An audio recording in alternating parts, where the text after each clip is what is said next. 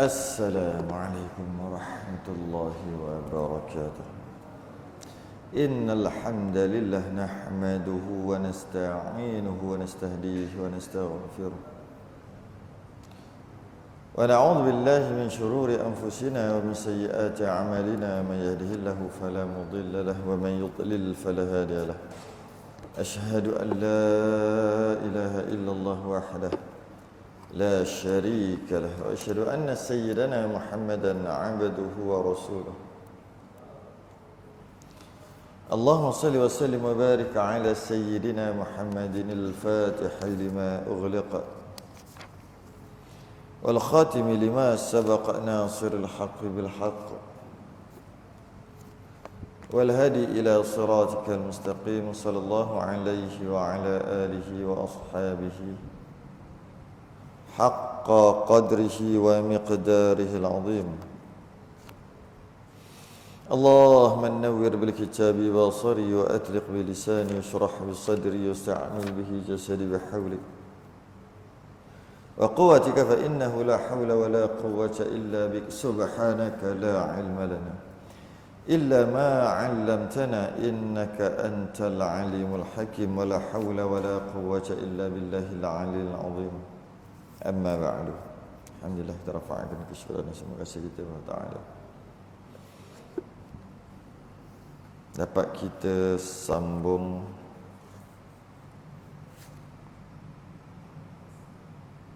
kita idaman penuntut dalam membicarakan tentang rukun sembahyang yang kelima, iaitu rukuk. Ya, betul. Setelah selesai yang keempat, membaca Fatihah. Selesai membaca Fatihah, masuk kita yang kelima, iaitu rukuk. Rukuk. قال المصنف رحمه الله تعالى ونفعنا وإياكم بعلومه في الدارين آمين يا رب العالمين. Dan yang kelima, rukuk. Pada tiap-tiap rakaat. Rukuk pada tiap-tiap rakaat. Kalau kita tengok rukuk tu lah rakaat. Raka'ah, yarka'u, ruku'an, raka'at. Yang kita kata sembahyang subuh 2 rakaat. Sembahyang subuh 2 rakaat. Kita nak bagi tahu sembahyang subuh 2 rukuk. Tu maksud 2 rakaat, 2 rukuk, 2 kali rukuk. Kalau sembahyang asar 4 rakaat, mana ada 4 rukuk. Kerana rakaat-rakaat tu berasal daripada rukuk lah. Maksud rukuk ni macam tunduk hormat. Tunduk untuk hormat. Maka dia adalah rukun dalam sembahyang. Kalau tak buat rukuk, maka tak sah sembahyang. Kalau tak sempurna rukuk pun boleh jadi tak sah sembahyang. Summarka hatta tatma'inna raki'an. Kemudian rukuklah sampai tatma'inah. Ketika seorang ni dia sembahyang 2 rakaat lebih kurang, jumpa Nabi, bagi salam, Nabi kata, "Kum fasalli fa innaka lam tusalli." Pergi sembahyang balik, kau tak sembahyang lagi. Sembahyang lagi sekali lagi. Lepas tu jumpa Nabi balik, ada benda nak cakap ni. Nabi cakap benda yang sama. Pergi sembahyang, kamu belum sembahyang. Begitulah sampai 3 kali. Masuk kali yang keempat, dia kata, kalau kau suruh aku buat 1000 kali pun gini juga aku buat. Jadi kalau aku salah ke apa, ajarlah aku. Maka barulah Nabi ajar satu-satu. Antara yang Nabi sebut, summarka hatta tatma'inna raki'a. Kemudian kamu rukuklah. Sehingga adanya tatma'inah. Itu kita tengok nanti macam mana. Jadi rukuk ni adalah rukun, mesti kena buat. Malah kalau kita tengok rukuk ni special sikit, sebab dalam surah Al-Baqarah ayat 43, wa aqimus salah wa atuz zakah, dirikanlah sembahyang dan tunaikanlah zakat. Kemudian warka'u ma'ar raki'in, Rukuklah bersama orang-orang yang rukuk. Maka dia special. Sebab apa special? Sedangkan kalau kita tengok, boleh je kalau dalam perbuatan sembahyang tu, sujudlah bersama orang-orang yang sujud. Lagi sedap kan? Ataupun berdirilah bersama orang-orang yang berdiri. Qiyamlah bersama orang-orang qiyam. Sebab dalam sembahyang ni, rukuk ni tak berapa dia ambil berat sangat. Yang lebih kata, yang agak diberi perhatian adalah sujud. Sebab tu ini nama masjid, tempat sujud. Sedangkan boleh je kita kata ini tempat berdiri. Sebab dalam sembahyang ada juga berdiri. Maqam. Bunyi pelik pula makam. Gimana lagi makam? Boleh juga rukuk, tempat rukuk. Boleh juga tempat duduk. Sebab dalam sembahyang pun ada duduk. Tapi dalam banyak-banyak perbuatan sembahyang dipilih dalam banyak-banyak perbuatan sembahyang disebut wa aqimus salah, dirikanlah salat, wa atuz zakah, tunaikan zakat, warka'u ma'ar raki'in. Rukuklah bersama orang-orang yang rukuk. Maknanya rukuk ni benda besar. Kerana itulah pada mazhab kita, mazhab Syafi'i, dia ambil ayat warka'u ma'ar raki'in yang ada masbuk tu. Sebab tu mazhab lain tak ada masbuk-masbuk ni. Masbuk muafiq ni tak ada. Mazhab lain dia ikut je. Malah mazhab Hanafi lagi lah, langsung tak ada muafiq masbuk. Dengan maksud kalau imam takbir, dia takbir tak baca Fatihah pun. Sama ada dia sempat baca Fatihah ke tak sempat baca Fatihah ke, tak kira langsung. Sebab bagi mazhab Hanafi, jika imam baca Fatihah itu bacaan makmum sekali, tak payah sibuk nak baca dah. Makruh hukumnya baca. Imam sibuk baca kat depan, dia sibuk baca kat belakang. Itu mazhab Hanafi. Mazhab Syafi'i tak, wajib baca Fatihah. Imam ke makmum ke wajib baca Fatihah. Tapi ada keadaan tertentu tak perlu baca Fatihah, ataupun baca Fatihah mana yang ada, mana yang sempat, kemudian rukuk. Kadang-kadang tak sempat langsung sebab imam dah rukuk. Lepas takbir, makmum takbir terus rukuk tanpa perlu baca Fatihah langsung. Sedangkan Fatihah itu adalah rukun sebagaimana rukuk, sama penting. Tapi dalam kes ni tak payah, tak perlu baca, mana yang sempat aja. Kalau tak sempat pun tak apalah, terus rukuk. Dia ambil daripada warka'u ma'ar raki'in, rukuklah bersama dengan orang-orang yang rukuk. Kita baca warka'u ma'ar raki'in, rukuklah bersama orang-orang yang rukuk, kita tak dapat apa. Kita tak dapat istinbat pun, tak dapat keluarkan hukum pun daripada ayat yang kita baca tu. Tapi kalau para ulama dia kata, kenapa dalam Quran sebut rukuk? Maka kerana setiap sembahyang ada setiap rakaat ada satu rukuk. Maka dia panggil rakaat. Bila dapat rukuk, dapat rakaat. Sebab rukuk itulah rakaat. Terbalik. Sebab rakaat itulah rukuk. Yang kita kata. Jadi kalau dapat rukuk, dapat rakaat. Macam mana pula? Sebab dah nama pun rakaat. 3 rakaat, 4 rakaat, 3 rukuk, 4 rukuk, 5 rukuk. Dapat tak rukuk? Dapat. Sebab tu walaupun mazhab Syafi'i lah, walaupun logiknya bila imam tengah sembahyang, kita pun takbir kat belakang. Kita takbir kat belakang, imam belum rukuk lagi, kita takbir kat belakang. Nak kira kita dah dapat dah berdiri dengan imam. Bila kita dapat berdiri dengan imam, rukuk mesti dapat sekali. Tapi belum tentu. Jika kita tu masbuk, mungkin kita baca beberapa ayat, imam rukuk, kita pun nak rukuk. Bila kita lambat sikit rukuk, imam bangun dulu sampai Allahu Mahmidah, tak dapat rakaat. Kenapa kita panggil tak dapat rakaat? Sebab tak dapat rukuk. Ataupun memang imam sedang rukuk, kita masuk Allahu Akbar, terus nak rukuk lah kan, tinggalkan Fatihah kita pun rukuk, baru kita nak sampai separuh jalan je, imam sami Allahu liman hamidah, selisih dengan imam, maka tak dapat rakaat. Kenapa pula tak dapat rakaat? Sebab tak dapat rukuk. Itu dia. Jadi rukuk ni benda besar, satu penghormatan yang agak tinggi, satu penghormatan yang tertinggi yang diberikan kepada Allah semata-mata, tidak diberikan kepada siapa-siapa melainkan kepada Allah. Walaupun kita sayang pada ibu bapa, sayang pada suami, sayang pada isteri, sayang pada pemimpin, sayang pada ketua, kita tidak disuruh untuk rukuk kepada mereka. Tak. Sebab tu kalau yang diamalkan dekat Jepun tu bolehlah, tapi jangan lebih sangat. Yang haid tu jangan lebih sangat, takut jadi sampai rukuk. Kerana kita tak boleh, kita tidak dibenarkan untuk memberi penghormatan tahap rukuk kepada sama-sama makhluk. Sama-sama makhluk. Tak, kita tak dituntut, makalah kita tidak disunatkan.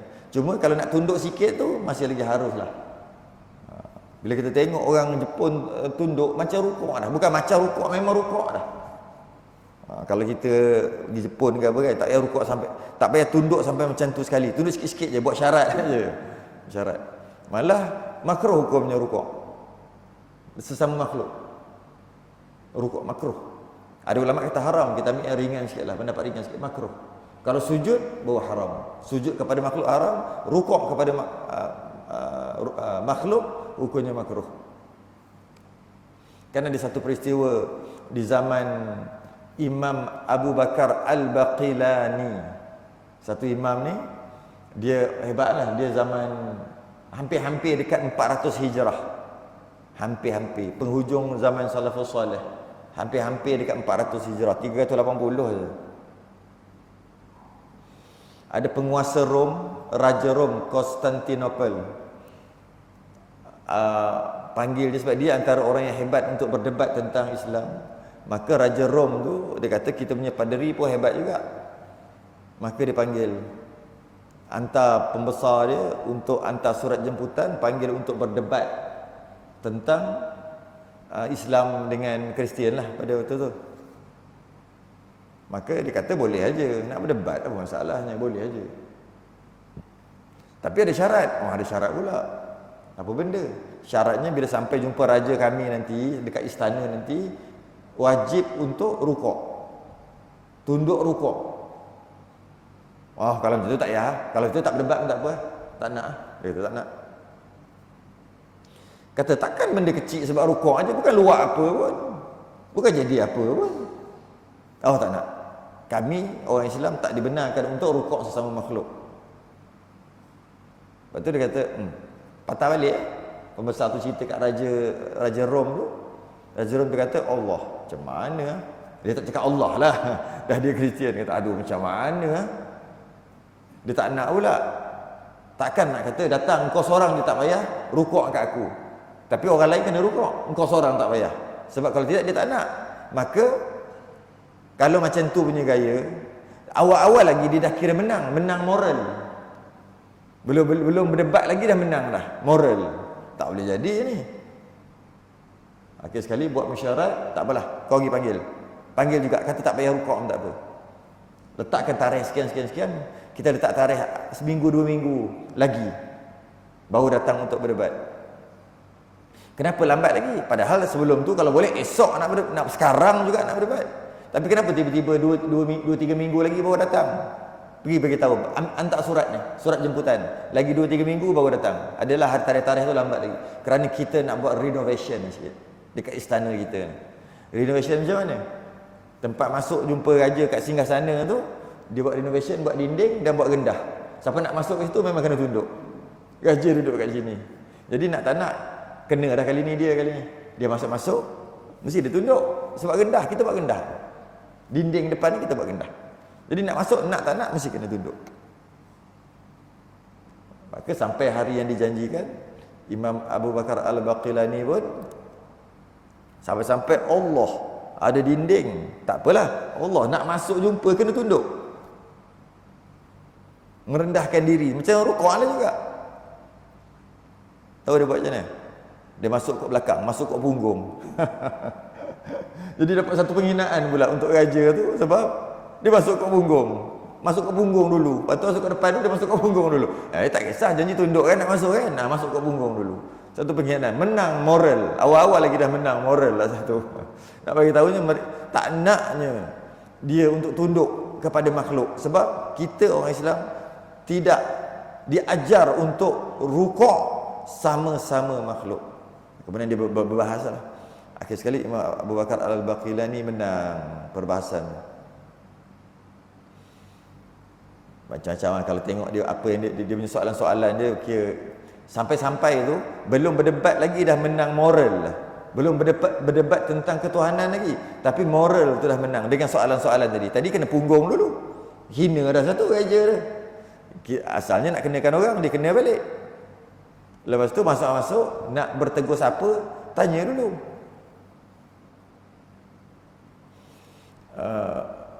Tanya raja tu, macam mana anak isteri, sihat ke tidak?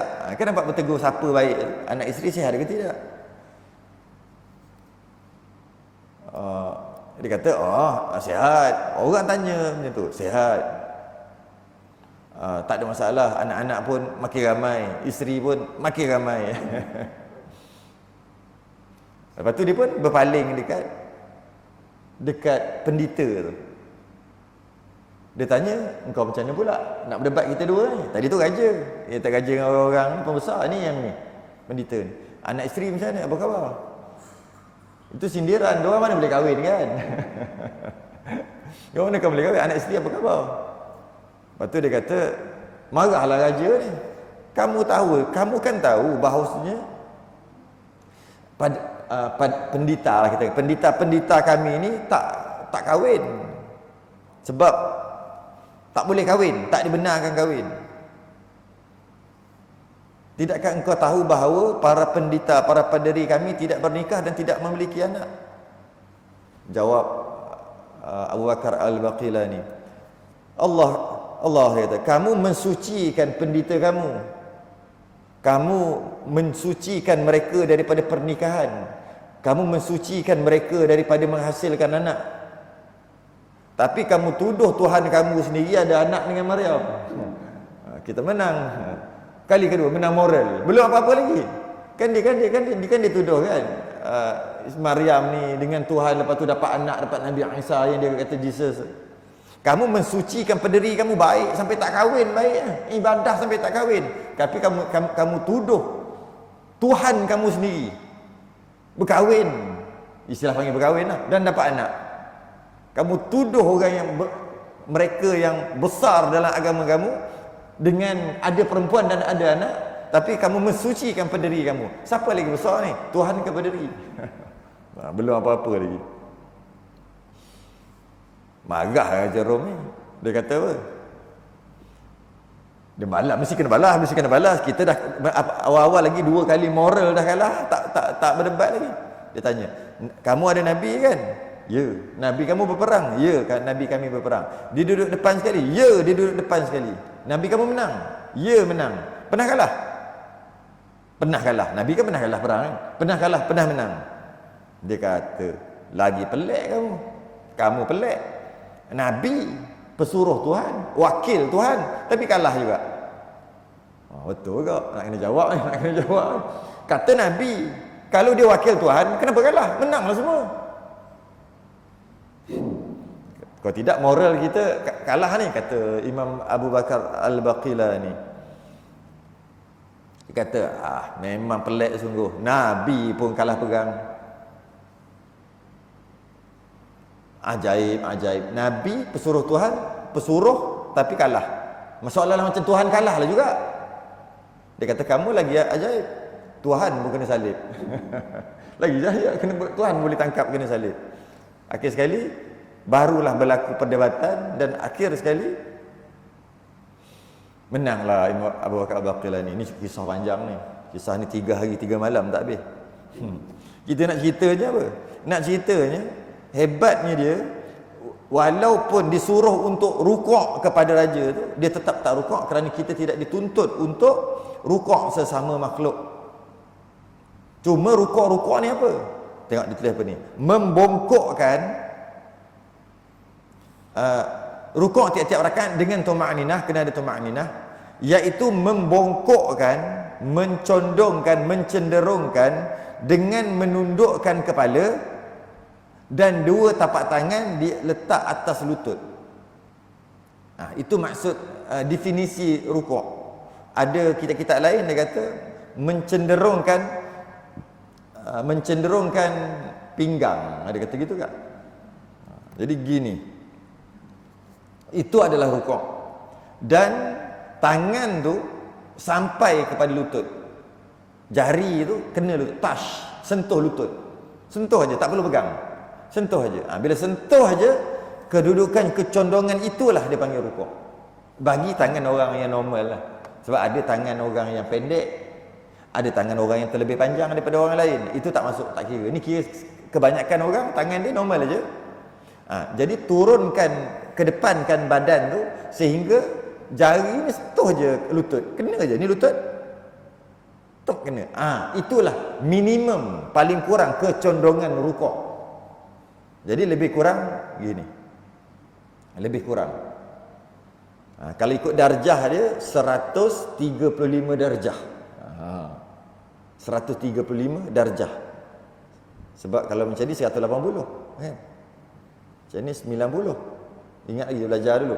90 ni 180. Dia 135 darjah. Itu minimum yang dinamakan rukuk. Kalau rukuk macam tu sah dah. Ini cerita orang sihat. Orang sakit rukuk macam mana pun sah dah dia sakit. Ini orang yang sihat yang rukuk begini 135 darjah, maka sah dah. Tapi hukumnya makruh walaupun sah. Sebab kita dituntut untuk rukuk yang sempurna, yang akmal, iaitu rukuk straight. Ni 90. Itu dari sudut afdal.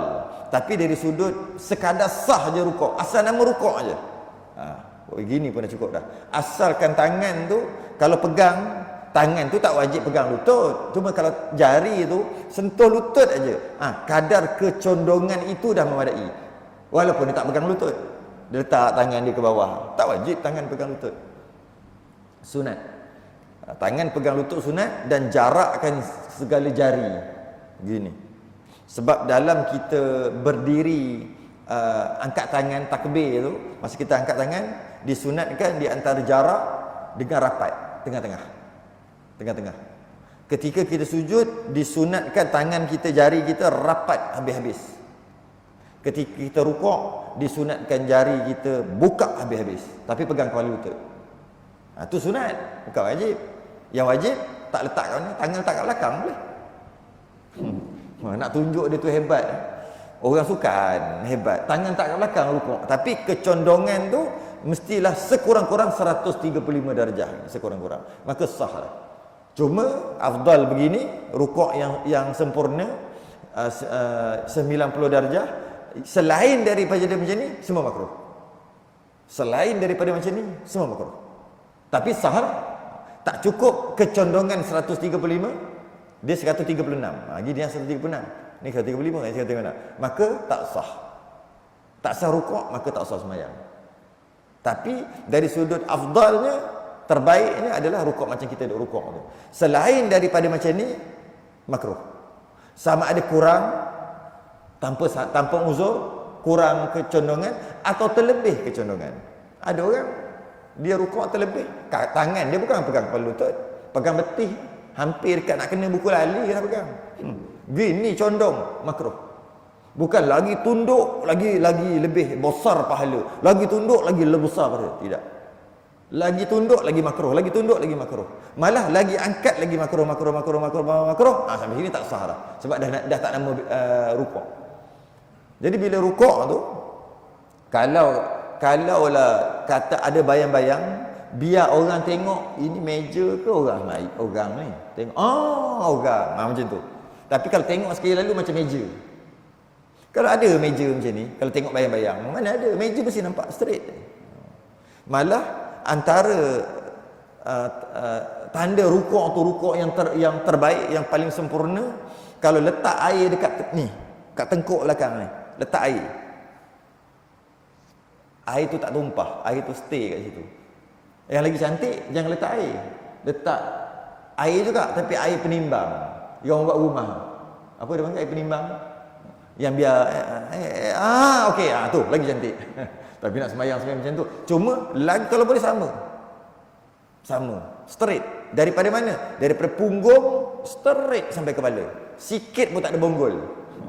Kalau ada bonggol aja, maka dia kurang markah. Tak sempurna. Makin kurang. Tapi kalau macam ni, ini tak payah letak. Memang air tumpah air kalau letak ni dalam gelas.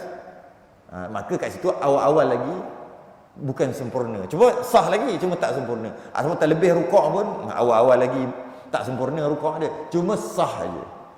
Cuma pastikan paling kurang 135 darjah. Tapi yang terbaik, letak air dekat mana? Lekat punggung tak jatuh. Dan malah kalau ikut dia punya paras air tu sama je, bukan cengek gini. Letak dekat pinggang sama, letak atas belakang sama, letak atas tengkuk sama, letak atas kepala pun sama. Dengan masuk sama. Kalau ambil kayu letak atas tu, ambil plywood ke letak tu, dia sama. Itu yang terbaik. Tapi susah nak buat sebab kita tak nampak. Kita buat tu kita tak nampak, tapi buatlah sedaya mungkin biar sama. Kalau ada bonggol aja tak sempurna dah. Maksudnya straight cantik lah. Sampai kat kepala bonggol sebab dia rukuk gini. Ramai orang rukuk gini. Ada bonggol? Kalau riwayat kata Nabi letak air atas tengkuk, kalau letak air atas tengkuk macam ni, terbalik air tu. Gini maknanya. Maknanya kalau macam ni dah macam kura-kura dah sikit. Dia patut gini. Maknanya kalau gini, masalah juga sebab kita disunatkan untuk tengok tempat sujud. Macam mana nak tengok tempat sujud? Jadi kena juling biji mata. Nak kena tengok, angkat. Itu silap faham. Maksud tengok tempat sujud tu bukan tempat dahi. Kita faham tempat sujud tu tempat dahi kena. Tempat sujud ni dia gini lah. Kita, contoh kita ambil bab najis kan, kita pernah baca bab najis. Kita disunatkan untuk bersih, suci badan kita daripada najis, suci pakaian kita daripada najis, dan suci tempat semayang kita daripada najis. Tempat kita semayang. Yang dimasukkan tempat sujud tu tempat semayang. Ketika kita duduk untuk sujud, duduk sebagainya, tempat semayang kita tu. Kawasan tu lah. Kawasan tempat semayang kita. Jadi kalau kawasan tempat semayang kita tu bukan semata-mata tempat dahi kita jatuh aja kita letak dahi, bukan. Tempat tangan kita tu pun nama tempat semayang juga. Tempat lutut kita jatuh tu pun nama tempat semayang. Maka sebab itulah maksud memandang tempat kita sujud, sebab masa kita nak sujud, kita bukan pakai dahi aja. Kita pakai 7 anggota. Kalau tak cukup 7 anggota, tak sah semayang kita. Jadi antara anggota yang paling atas adalah dahi. Anggota kemudian anggota kedua adalah 2 tangan. Kemudian anggota juga adalah 2 lutut. Kemudian anggota juga adalah 2 kaki. Itu namanya tempat sujud. Tempat sujud tu ada 7. Bukan satu je. Kita salah faham. Kita ingat tempat sujud tu maknanya tempat dahi kita. Itu salah satu tempat sujud. Cuma kalau kita nak tengok tempat tu kerana ketika rukuk, bukan ketika rukuk, ketika sembahyang, dalam keadaan sembahyang, disunatkan untuk tengok tempat sujud. Kecuali ketika illallah dia tengok jari, bukan tengok tempat sujud. Ketika itu ataupun ketika kunut, tengok tapak tangan, bukan tengok tempat sujud. Sebab kita dah gini nak tengok tempat sujud macam ni, kena alih gini. Kita tanya, jadi terpaksalah tengok tapak tangan. Sebenarnya tengok tempat sujud juga, tapi sebab ada tangan, tengok dua tempat. Ketika kunut, tengok tapak tangan. Kalau buka, tempat sujud lah, tutup tapak tangan. Kemudian ketika illallah, tak sunat tengok tempat sujud, sunat tengok jari kita. Dan satu lagi, ketika rukuk, tengok straight ke bawah. Lebih kurang 2 jengkal kot, 1 jengkal setengah, 2 jengkal daripada jari kaki kita. Lebih kurang 1 atau 1,5 kot, ataupun 2 lebih kurang. Bukan 3. Kalau 3 jengkal daripada ibu jari kaki kita, maknanya tu tempat dahi. Kalau 3 jengkal, 1, 2, 3. Bila nak tengok tempat 3 jengkal daripada jari kaki kita, dia akan terpaksa jadi gini. Tak boleh. Mana orang tengok macam ni, mata duduk sini, macam mana nak tengok? Payah nak tengok jeling ke atas, juling ni kan. Jadi maka tengok straight ke bawah dia, kepala dia macam ni. Ini adalah rukuk yang sempurna. Kalau macam ni je, kalau ada bayang-bayang, kita tahu dah ini orang semayang, orang tengah rukuk. Sedangkan kalau kita tengok orang tengah semayang, bayang-bayang orang tengah semayang, yang sempurna, tengok sekali, ingat meja, tengok kali, perhati betul-betul, oh tu tangan, oh tengah rukuk, orang rukuk rupanya, cari-cari orang, oh bayang-bayang dia. Tapi tengok sekali lalu. Tapi kalau macam ni, memang awal-awal lagi dah perasan tu orang semayang. Ini kesempurnaan, ini bukan sah batal. Sebab dah tadi, untuk sah, gini sah. Kan? Rukuk je ni.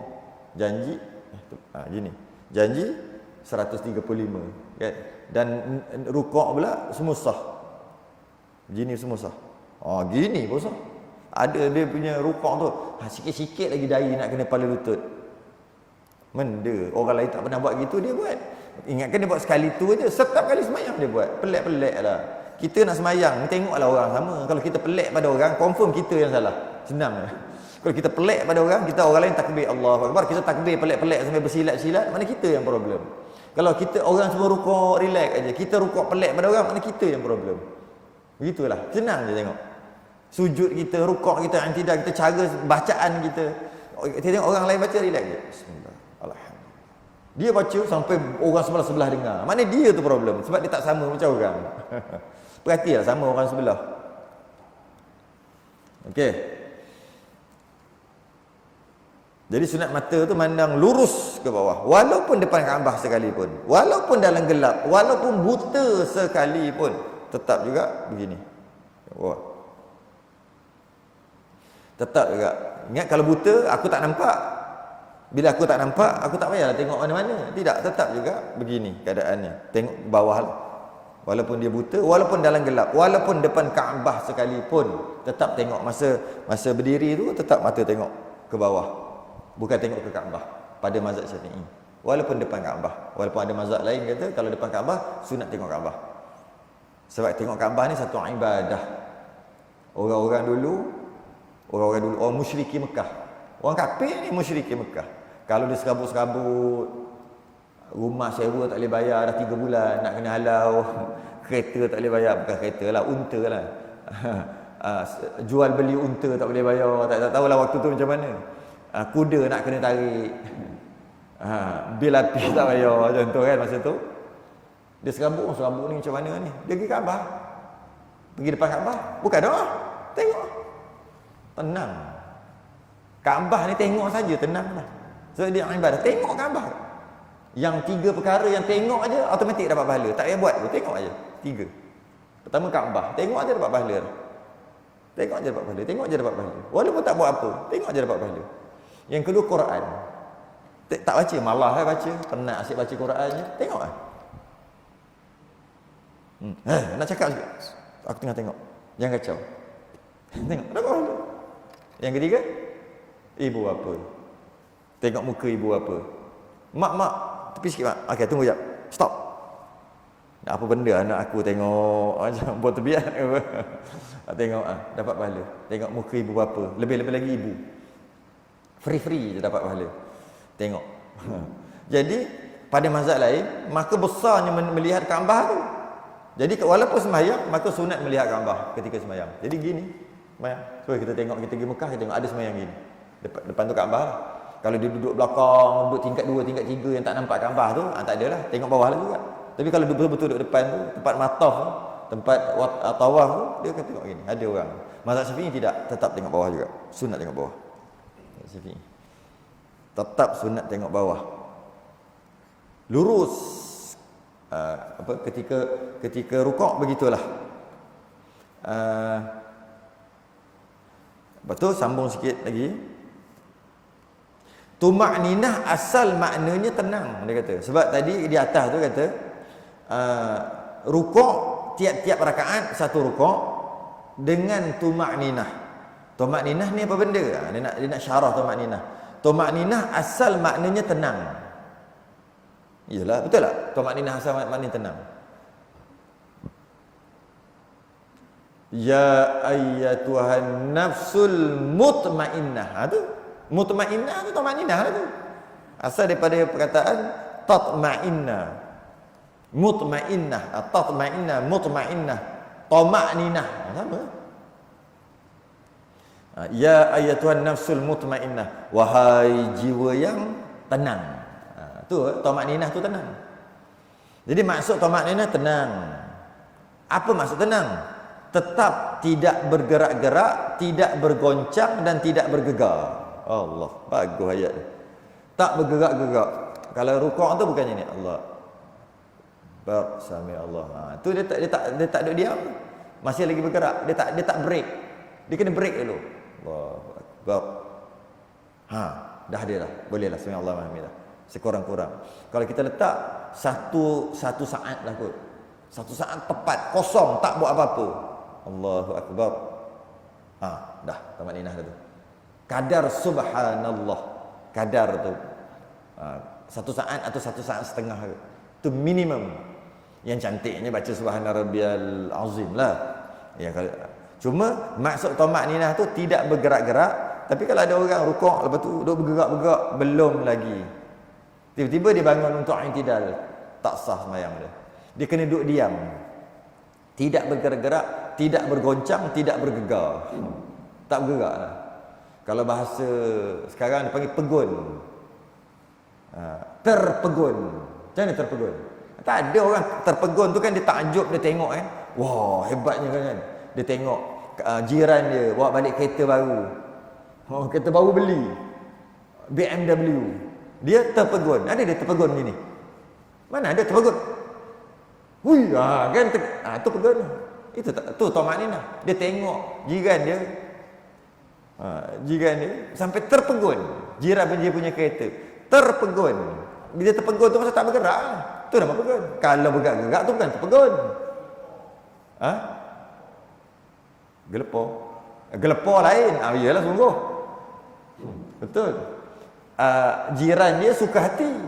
Kan? Sebab dapat beli kereta baru. BMW pula tu yang baru pula. Siri yang baru. 7 Siri. Jiran dia suka hati. Dia sakit hati. Dia susah hati. Oh, susah tak apalah. Ada tak boleh jadi, dia lebih pada aku ni, tak boleh jadi, ni tak boleh jadi. Tu gelepor. Okey. Dia terpegun, pegun. Itu maksud tamak-ninah. Tamak-ninah tu maksud pegun. Ataupun paku. Sama juga. Ataupun orang boleh panggil terpaku. Terpaku ni tak bergerak juga. Begitulah. Rukuk sehingga terpaku. Rukuk sehingga terpegun. Atau berukuk sehingga tamak-ninah. Jangan bergerak-gerak lah. Janganlah bergerak-gerak.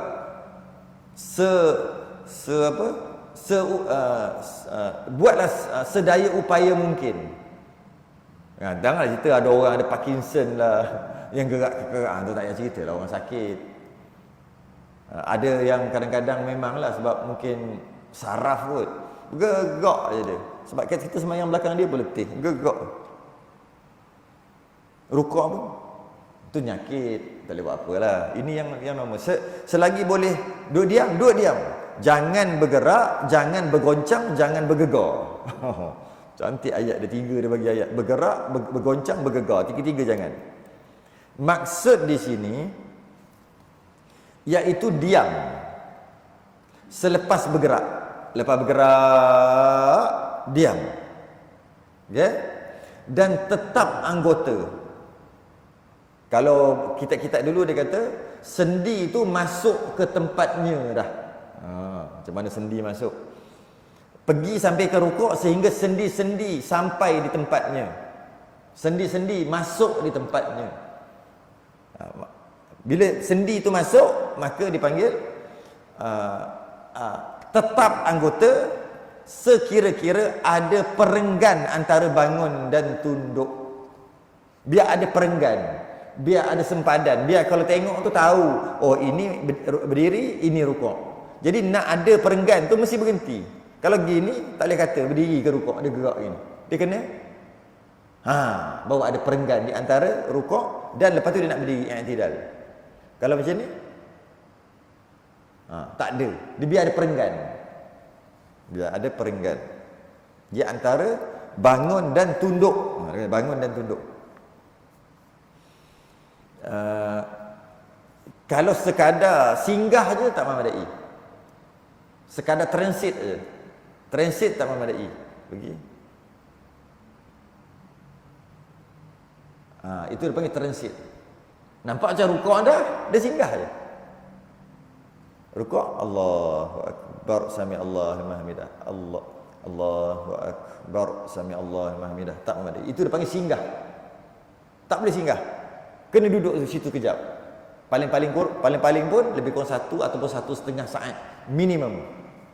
Baik subhana rabbiyal azim. Baca subhanallah azim 3 kali confirm terlebih masa tu. Jadi kena capai piawaian rukuk tadi itulah. ISO rukuk tu kena sampai lah. Kalau tidak tak nama rukuk. Bila tak nama rukuk, tidaklah sah. Dan menambah kecondongan rukuk tidak mengganti tamakninah itu. Menambah kecondongan rukuk tidak mengganti tamakninah. Mana tak boleh, tak kira tamakninah. Contoh dia gini, dia nak rukuk ni. Allah Akbar. Sami Allah liman hamidah. Keseluruhannya kita katalah 4 saat. Keseluruhannya. Kalau kan minimum ni minimum. Allah Akbar. Dah 2 saat, 3 saat. Allah Akbar. Jadi pada rukuk kepada i'tidal minimum 4 saat. Itu memang cukup-cukup tu. Kalau 5 saat tu lega sikit. Okey. Maka dia kena berhenti. Tapi dia menambah kecondongan. Menyebabkan bila dia tunduk tu Allah. 1, 2, 3, 4, 5. Oi, aku sujud 5 saat. Tetap juga tak sah. Engkau sujud 4 saat. Tapi dia sujud gini. Mana? Kalau tengok daripada rukuk ke i'tidal balik 4 saat. 4 saat. Kawan ni aku sujud 5 saat. Aku rukuk 5 saat. Sujud pula. Aku rukuk 5 saat. Tapi slow. Dia menambah kecondongan ke bawah 3 saat, naik balik 4 saat, 5 saat. Tak sah 5 saat, yang sah 4 saat. Dia bukan berhenti lama ke sekejap. Dia mesti ada berhenti kat situ. Sebab ada saya perasan. Dia rukuk tu lambat. Tapi sebab dia mungkin sakit kot. Tapi tak ada tamakninah. Tak sah semayang.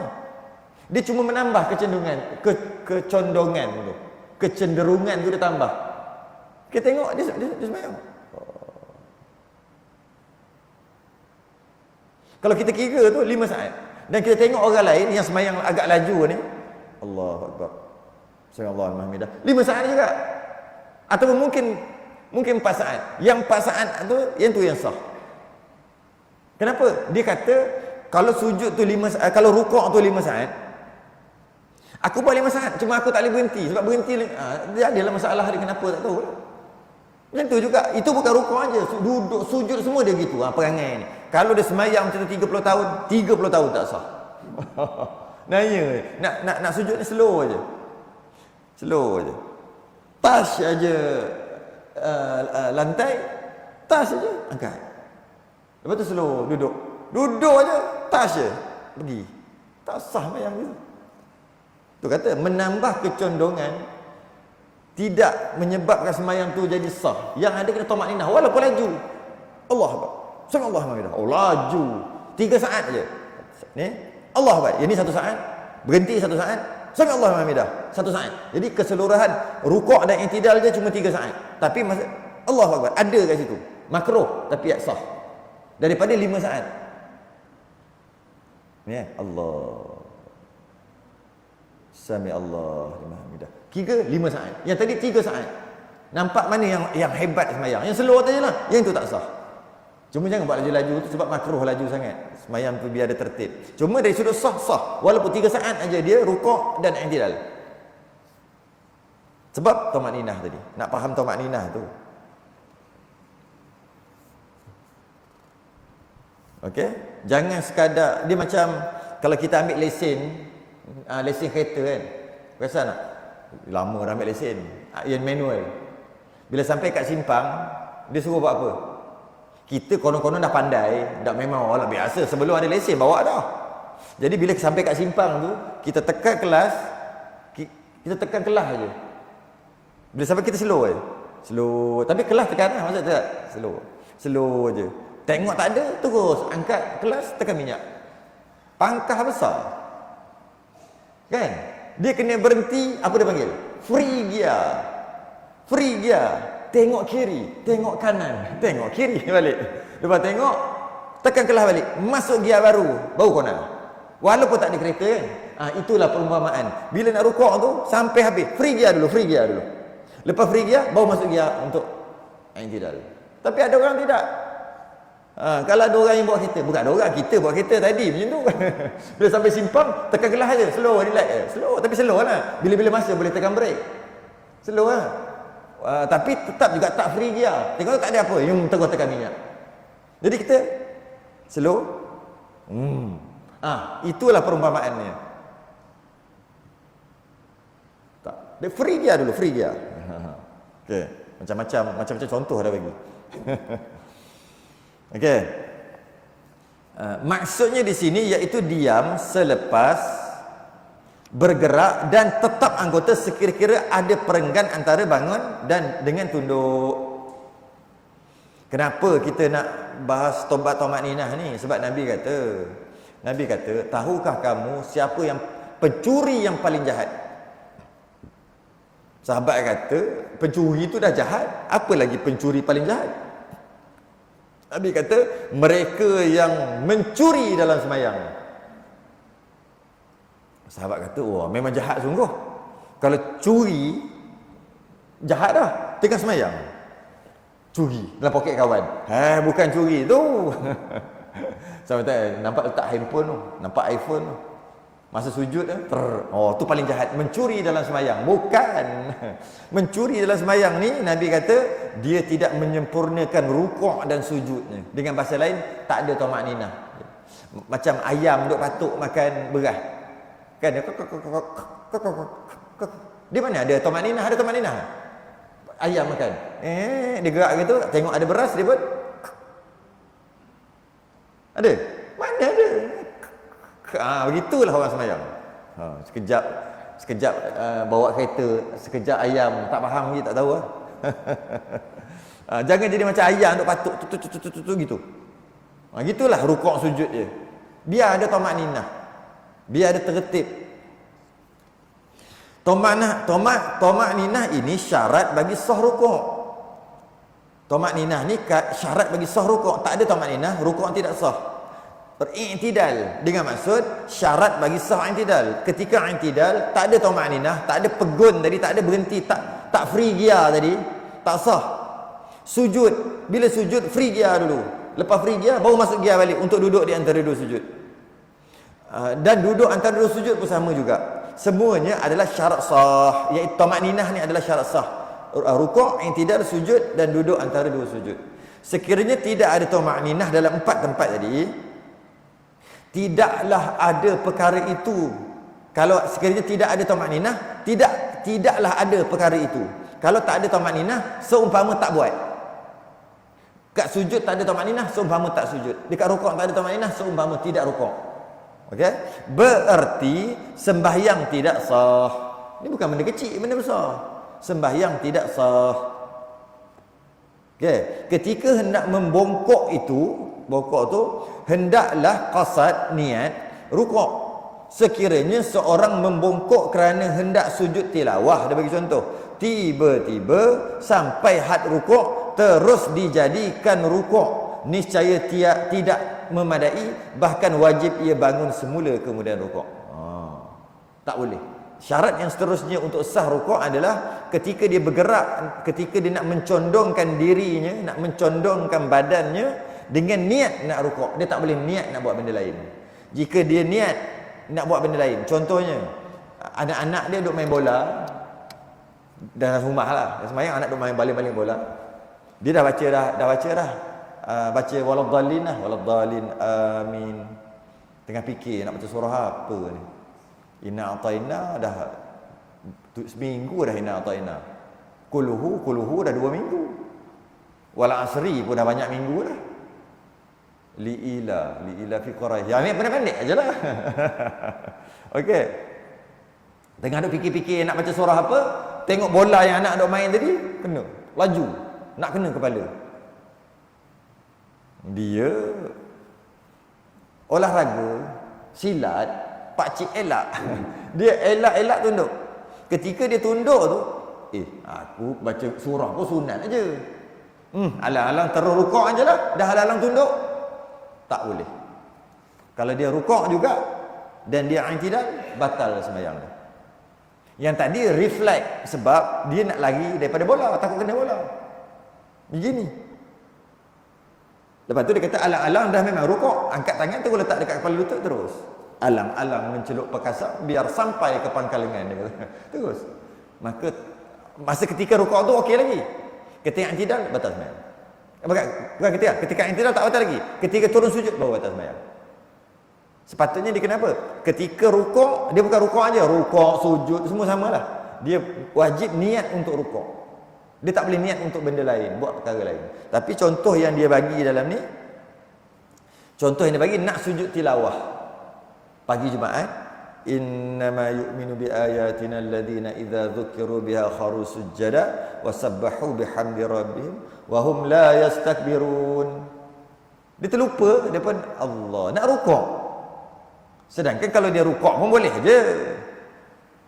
Sunat sujud tilawah. Yang orang Melayu panggil sujud sejadah tu, sebenarnya bukan sujud sejadah, sujud tilawah. Sebab sajadah tu sujud. Sajadah sujud. Sujud tu sujud. Sujud sejadah, sujud. Bukan sujud sejadah, sujud tilawah. Tilawah tu baca. Sujud kerana membaca. Kita panggil sujud sejadah, sujud. Tak apalah, bantai aje lah. Okey? Pagi Jumaat, baik baca surah sajadah. Kemudian masa dia nak rukuk tu, sampai nak rukuk lah, lupa pula sujud tilawah lah. Terus dia kata teruskan je lah perjalanan kita. Teruskan perjalanan untuk sujud. Batal semayang. Tak boleh. Itu bagi contoh, batal. Habis tu macam mana? Ketika rukuk, ketika rukuk kena niat rukuk. Tapi tadi ketika dia tadi nak rukuk, niat rukuk. Bukan. Sekejap. Berarti hendak membongkok, qasad rukuk sekiranya seorang membongkok kerana sujud tilawah. Okey, terbalik. Saya bagi contoh dia terbalik. Dia innama yu'minu bi ayatina alladhina idza dzukiru biha kharu sujada wa sabbahu bihamdi rabbihim wa hum la yastakbirun. Dia nak sujud tilawah. Saya bagi contoh dia terbalik. Sebenarnya sama je dua ni. Dia nak sujud tilawah.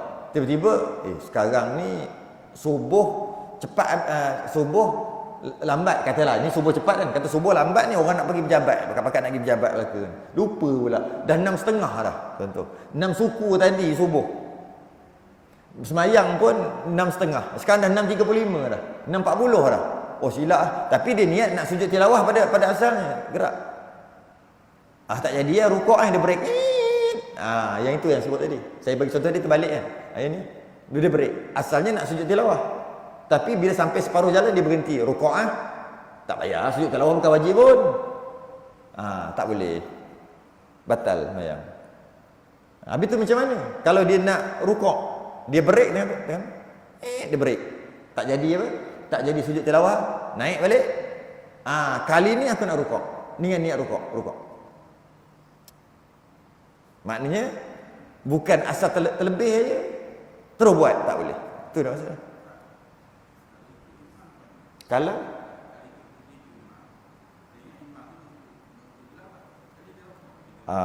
tiba-tiba imam rukuk, kecuali ada kecuali. Tu kecuali dia. Kecuali makmum ikut imam. Yang tadi itu hukum sembahyang seorang dan imam. Hukum sembahyang seorang dan imam. Kalau sembahyang seorang, bila dia niat nak sujud tilawah, kemudian dia break. Tiba-tiba tukar fikiran. Kalau dia sembahyang seorang, dia rukuk aja batal. Ataupun dia imam. Dia masa rukuk tu dia tak batal. Dia kena berdiri balik. Mana kalau dia rukuk, dia i'tidal lah, baru batal. Dia maksudnya masa dia buat tu tak batal lagi. Sebab dia ada peluang untuk betulkan. Betulkan balik. Lepas pada tu rukun seterusnya baru batal. Okey. Jadi kalau kata dia sembahyang seorang, dia nak sujud tilawah, lepas tu dia break dekat rukuk, tak batal lagi. Dia kena berdiri balik dengan niat sekarang ni aku nak rukuk. Yang tadi tu tersilap. Maka dia pun rukuk. Tu baru. Itu kalau sembahyang seorang. Imam pun begitu. Tapi pelik kalau imam buat memang makmum buah harga. Imam ingat nak sujud tilawah, tapi break sampai ke rukuk. Tapi tak boleh rukuk, dia kata mana boleh sebab aku niat tadi nak sujud tilawah. Lepas tu dia pun bangun balik. Makmum kata sami Allahu liman hamidah kot. Sami Allahu hamidah. Tiba rukuk balik. Ini sembahyang gerhana ke apa ni? Jadi masalah lah. Imam dan sembahyang seorang. Makmum, okey. Bila kita kata makmuman lillahi ta'ala, maka tuntutan untuk ikut imam lebih kuat daripada segala-galanya. Malah lebih kuat daripada baca Fatihah. Baca Fatihah kan wajib, rukun. Tiba-tiba dia masuk lambat, baru baca 3 ayat Fatihah, imam dah rukuk. Kan dia kena tinggal Fatihah dia. Kenapa kena tinggal? Bacalah Fatihah sampai habis, kejarlah imam. Tak boleh. Dia masbuk, dia mesti dapat tamakninah ketika rukuk dengan imam kan. Makmum tadi kena tinggal Fatihah. Ya, kena tinggal. Kerana makmuman niat ikut imam lebih kuat daripada rukun Fatihah. Rukun tu tak buat tak sah, tapi ikut imam lagi kuat. Kalaulah nak bandingkan ikut imam sehingga kan tak perlu baca rukun iaitu Fatihah, kalau rukuk sama, dia ingat imam sujud tilawah, dia pun nak turun, tengok dia pun break, maka makmuman tadi dapat cover benda tu, maka tak ada masalah. Memang kena buat gitu, tak boleh bangun balik, memang terus break, boleh break lah. Okey, ataupun terbalik pun sama juga. Dia ingat imam nak rukuk, tengok imam sujud tilawah, dia pun Allahu Akbar, dia tengok semua slow turun, buat macam dah malu turun, konon-kononnya nak sujud lah tu, sampai ke rukuk dia bengkokkan lutut dia, turun, tak ada masalah, kerana makmuman tu lagi kuat daripada yang lain. Makmuman tu maksud mengikut imam. Malah kalau imam buat salah, katalah imam naik rakaat kelima, kalau sembahyang 4 rakaat, imam naik rakaat kelima, makmum tak naik lah, mana boleh naik, batal. Kemudian tak kisahlah makmum tegur subhanallah ke makmum tak tegur ke, yang penting imam ingat balik, maka imam tu pun duduk balik lah. Dah ingat rakaat kelima, jangan teruskan sembahyang, imam pun duduk balik, duduk tahiyat. Kemudian imam sunat sujud sahwi. Bila imam sunat sujud sahwi, makmum yang tak sujud sahwi semua batal. Kenapa? Kerana tuntutan mengikut imam lebih kuat, iaitu sujud sahwi, walaupun makmum tadi tak buat salah. Tu nak bagi tahu tuntutan mengikut imam tu kuat sangat. Aku tak salah, malah aku yang tolong tegur, aku kat bawah tadi, aku tegur, subhanallah, imam pun turun balik sebab tegur aku tadi. Tetap juga bila imam sujud sahwi, dia kata aku tak salah, malah aku yang tegur imam, aku tak nak sujud sahwi. Imam sujud sahwi, imam duduk aja, dia batal, padahal dia tak salah, dia batal. Tuntutan mengikut imam lebih kuat, walaupun dia tak salah, walaupun dia masbuk, dia tak tahu cerita apa. Tadi ada imam naik rakaat kelima, dia tak tahu, dia tengah basuh kaki ambil wuduk kat luar. Betul imam pun ada orang tegur, imam turun balik, dia pun tahiyat akhir, dapat lagi masbuk ni, Allahu Akbar, terus duduk, at-tahiyatul mubarakatus salawatut tayyibatu lillah, tak habis hayat lagi imam dah sujud. Ni apa hal pula? Makmum masbuk ni, aku tak ada kena mengena dalam ini cerita. Aku tak tahu cerita apa, aku tak tahu apa salah semua, aku tak tahu. Aku tak nak sujud sahwi tu lah, aku tak nak sujud. Batal makmum tadi, walaupun dia tak tahu benda. Yang nak beritahu apa? Tuntutan mengikut imam tu lebih kuat daripada segala-galanya. Okey? Maka dalam kes tadi tak apa, sebab tuntutan mengikut imam, makmuman tu kuat. Jadi macam ni nak buat? Habislah. Okey? Ketika hendak membongkok itu, hendaklah qasad rukuk. Sekiranya seorang membongkok kerana hendak sujud tilawah, tiba-tiba sampai had rukuk, terus dijadikan rukuk tadi, nak sujud tilawah, dia berhenti rukuk, ni saya tidak memadai, bahkan wajib ia bangun semula kemudian rukuk. Tak jadi sujud tilawah, tak apa, break, bangun balik, rukuk. Itu kalau imam dah sembahyang seorang, makmum tak payah, makmum ikut je. Wallahu alam. Habis kita, masuk kita yang keenam, habis satu rukun. Masuk yang keenam, i'tidal. I'tidal dengan tuma'ninah padanya, iaitu bangun kembali kepada qiyam sebelum rukuk dengan qasad i'tidal. Selepas rukuk dengan qasad i'tidal. Tangguh dulu. Kita sudah hendak tasbih kafarah dan suratul subhanakallahumma wa hamdika asyhadu an la ilaha illa anta astaghfiruka wa atubu ilaik. Bismillahirrahmanirrahim. Wal 'asr innal insana lafi khusr illa alladhina amanu wa 'amilus solihati wa tawassaw bil haqqi wa tawassaw bis sabr. Assalamu alaikum warahmatullahi wabarakatuh.